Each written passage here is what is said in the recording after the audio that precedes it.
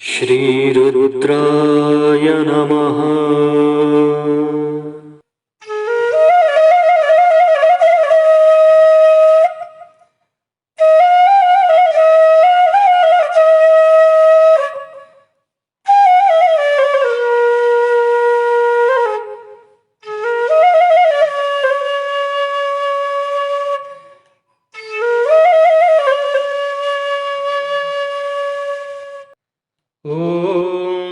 नमस्ते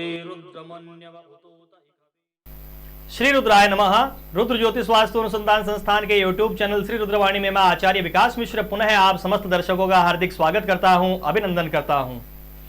मित्रों, इस वीडियो में बहुत ही महत्वपूर्ण विषय के ऊपर अपन बात करने वाले हैं। विषय ये है मित्रों कि क्या वस्तु अपन घर में रखें और क्या न रखें। घर को सजाने का, साज सज्जा करने का प्रत्येक व्यक्ति का मन होता है, घर उससे सुंदर भी लगता है। लेकिन मित्रों, बात बता दूं आपको, ऊर्जा दो प्रकार की होती है।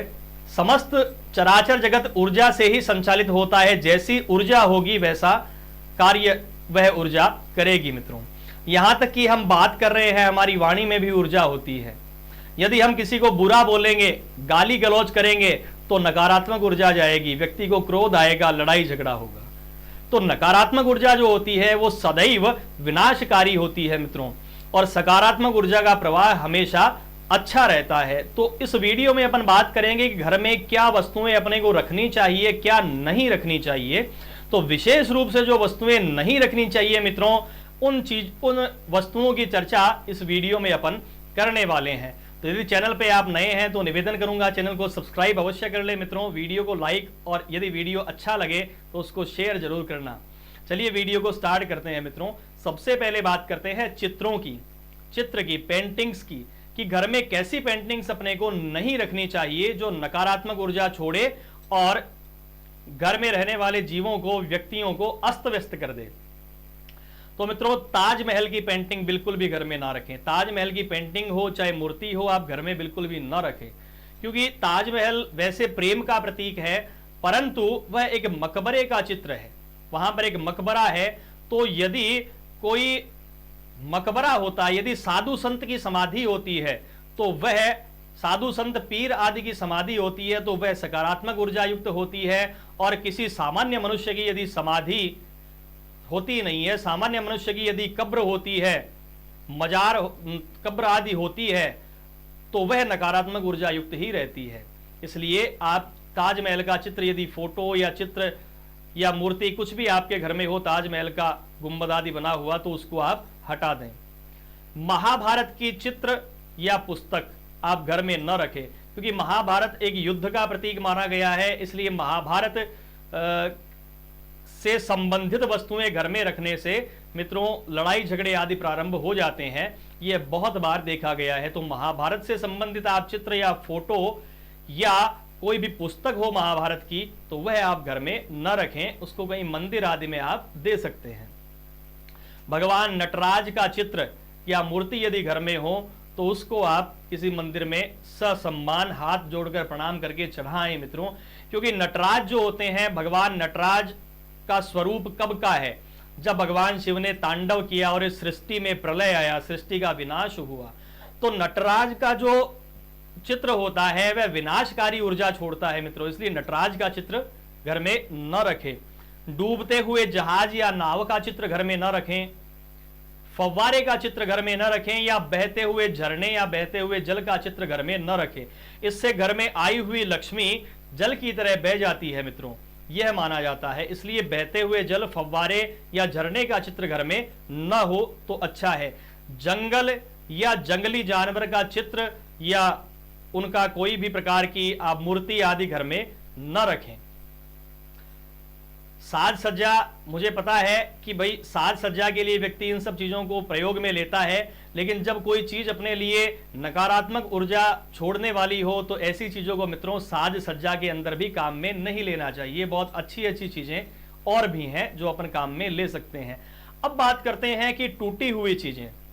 टूटी हुई चीजों में मित्रों टूटा फूटा बर्तन हो, टूटा फूटा दर्पण या कांच, कोई टूटा हुआ इलेक्ट्रॉनिक सामान, बंद या खराब पड़ा हुआ इलेक्ट्रॉनिक सामान, टूटी हुई या बंद पड़ी हुई घड़ी, टूटा हुआ फर्नीचर, फटे पुराने कपड़े, मैली कुचैली चद्दर या फटी पुरानी चद्दर, कुछ पुराने जूते भी रखते हैं कई लोग, कबाड़ घर का जो वेस्टेज चीजें हो जो अपने कभी काम आ ही नहीं रही हो और जिसने जगह रोक रखी हो, टूटी हुई मूर्तियां, फटा पुराना पर्स या टूटी हुई तिजोरी, इन सब चीजों को घर में बिल्कुल भी नहीं रखना चाहिए मित्रों, क्योंकि ये चीजें बहुत अधिक नकारात्मक ऊर्जा छोड़ती है।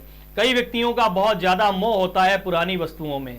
आपका मोह बहुत जायज है, आपके मोह का मैं सम्मान करता हूं। अब कई व्यक्ति कहते हैं कि पंडित जी ये फलानी मूर्ति हमारे दादाजी के हाथ की है, ये गणेश जी की मूर्ति हमारे दादाजी के हाथ की है। तो गणेश जी की जब सूंड ही टूट चुकी है तो यह मूर्ति आपको नकारात्मक ऊर्जा दे रही है। बंधुओं, इस चीज को आप समझिए। आपकी भावनाओं का, आपके पूर्वजों के प्रति भावनाओं का और आपकी वस्तुओं के प्रति जो प्रगाढ़ भावनाएं हैं उनका मैं सम्मान करता हूं हृदय से, लेकिन वह जब मूर्ति अपने लिए नकारात्मक साबित हो रही हो या वह वस्तु अपने लिए नकारात्मक साबित हो रही हो तो ऐसी वस्तुओं को मित्रों हटा देना चाहिए। मुरझाए हुए फूल या मुरझाए हुए पौधे घर में बिल्कुल भी न रखें, क्योंकि यह सूखे हुए पौधे मित्रों नकारात्मक ऊर्जा छोड़ते हैं और धीरे धीरे घर के सदस्यों को भी या घर के धन को भी यह सुखा देते हैं। इसलिए सूखे हुए यदि पुष्प, पत्ती, फूल या कोई पौधा आपके पास हो तो उसको तुरंत हटा दें मित्रों। कांटेदार पौधे घर में बिल्कुल भी न रखें, क्योंकि कांटेदार पौधे रखने से घर में नकारात्मक ऊर्जा बहुत अधिक हो जाती है मित्रों, इसलिए कांटेदार पौधा घर में न रखें। और नोकदार फर्नीचर, जहां तक संभव हो सके आपके टेबल, कुर्सी, फर्नीचर आदि जो भी हैं उनकी नोक नहीं होनी चाहिए, नोक घिसी हुई होनी चाहिए, मतलब नोक चुभनी नहीं चाहिए मित्रों उनकी, क्योंकि यह एक चुभन का एहसास करवाती है और नकारात्मक ऊर्जा छोड़ती है। और एक विशेष रूप से ध्यान रखें, घर में यदि आप सुई रखते हैं, सुई धागा हर घर में रहता है मित्रों, लगभग सुई रखते हैं तो सुई को नग्न अवस्था में ना रखें। नग्न अवस्था यानी बिना धागे के सुई को न रखें। यदि सुई सिंगल है, एकल है या दो सुई खुली हुई है तो उन सुइयों को आप अलग अलग धागे में पिरो करके ही यथास्थान रखें। नग्न सुई आप घर में न रखें मित्रों, यह नकारात्मक ऊर्जा का प्रतीक होती है। उलझे हुए तार, उलझी हुई रस्सियां या उलझे हुए धागे, अपन बहुत बार सोचते हैं कि यह चीज उलझ चुकी है, कब समय मिलेगा अपन इसको सुलझाएंगे, लेकिन उस सुलझाने में अपनी स्वयं की उलझने बढ़ती जाती है, अपन उसको सुलझा नहीं पाते हैं मित्रों। इसलिए उलझे हुए तार, रस्सी या उलझे हुए धागे यदि आपके घर में हो तो तुरंत उनको हटा दें, क्योंकि यह आपकी उलझनों को बढ़ाता है मित्रों।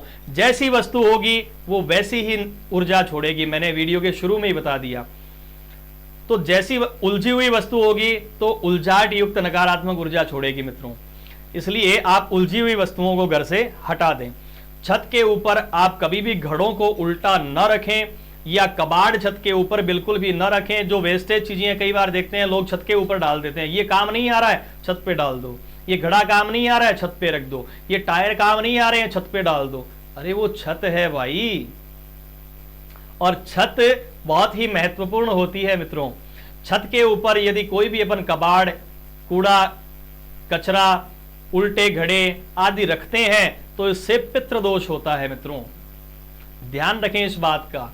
आपके जो पितृ घर पर आते हैं, घर के ऊपर से वायु रूप में गुजरते हैं, वह जब इस चीज को देखते हैं तो उनको बहुत बुरा लगता है, इसलिए पितृदोष भी पनप जाता है घर में, जिससे कई प्रकार के नुकसान, कई प्रकार की हानियां अपने को, अपने परिवार में, जीवन में देखने को मिलती है। इसलिए छत को सफाई युक्त रखें, साफ रखें एकदम। घड़े आदि जो भी वेस्टेज चीजें हैं उनको घर से बाहर निकाल दें, विलंब ना करें इस चीज में।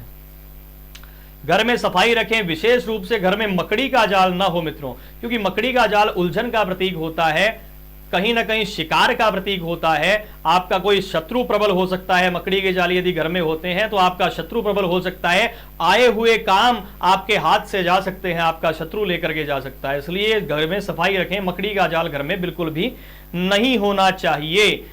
चद्दर बिछाएं मित्रों तो एकदम साफ स्वच्छ चद्दर बिछाएं हमेशा। चद्दर को 1-2 दिन से चेंज कर सकते हैं, नियमित भी चेंज कर सकते हैं। चद्दर में छेद ना हो, फटी ना हो, पुरानी ना हो चद्दर, और गंदी ना हो। विशेष रूप से पुरानी चल सकती है लेकिन गंदी ना हो, इस चीज का विशेष ध्यान रखें। और एक, यदि आप कपड़ा पहनते हैं कोई भी, उस कपड़े में छेद नहीं होना चाहिए, कपड़ा फटा हुआ नहीं होना चाहिए मित्रों, क्योंकि फटा हुआ कपड़ा पहनना दरिद्रता को निमंत्रण देता है, इसलिए फटा हुआ कपड़ा नहीं पहनना चाहिए। आज मित्रों प्लास्टिक से हम चारों तरफ से घिर चुके हैं, लेकिन प्लास्टिक में आपको बता दूं एक भयंकर नकारात्मक ऊर्जा होती है। प्लास्टिक की चीज में न तो खाना चाहिए, न प्लास्टिक की चीज अपने को रसोई में प्रयोग लेनी चाहिए। तो जहां तक हो सके मित्रों, रसोई में आप कांच के बर्तन काम में ले सकते हैं, अन्य धातु के बर्तन काम में ले सकते हैं, लेकिन आप प्लास्टिक की चीजों से, जो क्रॉकरी आइटम्स आजकल चले हैं मित्रों, इनसे आप बचें। इनमें खाना न खाएं, अन्यथा नकारात्मक ऊर्जा युक्त खाना आपके शरीर में प्रवेश करेगा मित्रों, और कई प्रकार के रोग आदि इससे हो सकते हैं। इसलिए प्लास्टिक का उपयोग कम से कम करें। कई बार देखते हैं कि किसी एस्ट्रोलॉजर के द्वारा अपने को कोई नगीना बता दिया जाता है, जेमस्टोन पत्थर बता दिया जाता है, उसको अपन धारण करते हैं। कुछ समय अपन ने धारण किया, फिर अपन ने दूसरा धारण कर लिया, उसको हटा दिया। तो इस प्रकार से जो हटाए हुए आपके स्टोन होते हैं उनको घर में ना रखें, किसी को दे दें, या अन्य सदस्य उस चीज को पहन सकते हैं। क्योंकि मित्रों कई बार ये होता है कि अपने को ये नहीं पता होता है, जैसे मान लीजिए अपन ने गोमेद निकाल कर ये रख दिया, अब जहां पर वो गोमेद रखा उस स्थान पर राहु की ऊर्जा बढ़ जाएगी। तो बढ़ी हुई राहु की ऊर्जा अपने घर के लिए अच्छी है या बुरी, इसका आकलन हम नहीं कर पाते हैं।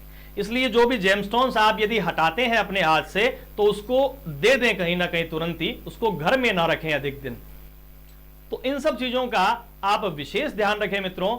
ये चीजें नकारात्मक ऊर्जा छोड़ने वाली होती है। तो कई बार ये होता है कि अपने सब कुछ ठीक है, घर भी अच्छा है, सब कुछ ठीक है, लेकिन अपन ने जब ये चीजें घर में बसा रखी हो, ये चीजें घर में प्रयोग ले रहे हो, तो उनसे जब नकारात्मक ऊर्जा आती है, उस ऊर्जा को अपन समझ नहीं पाते हैं कि ये कहां से आ रही है नकारात्मक ऊर्जा, और अपने कार्यों में विघ्न कैसे आ रहा है। तो मित्रों आज इस चीज का मैं आशा करता हूं आपको पता चल गया होगा। यदि इस प्रकार की कोई भी सामग्री आपके घर में है तो उसको आप तुरंत ही हटा दें मित्रों, यही आपके लिए श्रेष्ठतम और श्रेयस्कर रहेगा। घर के प्रत्येक कोने में मित्रों आप सफाई रखें, और जो भी वेस्टेज वस्तुएं हैं जो काम नहीं आ रही है और ना कभी काम आनी है, क्या पता अपन ये सोच के रखते हैं, क्या पता अपन ये करेंगे तो उस समय ये काम आ जाए। अरे मित्रों जब वो चीज होगी तब उस समय अन्य चीजें काम आ जाएगी, आप चिंता ना करें। 5 साल बाद के लिए आप 5 साल पूर्व ही उन चीजों का कबाड़ इकट्ठा न करें, यही मेरा कहना है मित्रों। नहीं तो वास्तु दोष घर में पनप जाता है, और यह दोष नकारात्मक ऊर्जा युक्त दोष अपने को बहुत कई बार काफी पार्ट्स में लाइफ के हानि देता है मित्रों। इसलिए आशा करता हूं वीडियो ज्ञानवर्धक लगा होगा। ज्ञानवर्धक लगा तो वीडियो को लाइक और शेयर जरूर करें मित्रों। चैनल पे नए हैं तो चैनल को सब्सक्राइब अवश्य करें। तो अभी के लिए मैं आचार्य विकास मिश्र आप समस्त स्नेहीजनों से विदा लेता हूं। शीघ्र ही मिलेंगे नए वीडियो में नए ज्ञान के साथ। बाबा भोलेनाथ भगवान रुद्र आपकी समस्त मनोकामना पूर्ण करे, इसी आशा के साथ विदा लेता हूं। श्री रुद्राय नमः।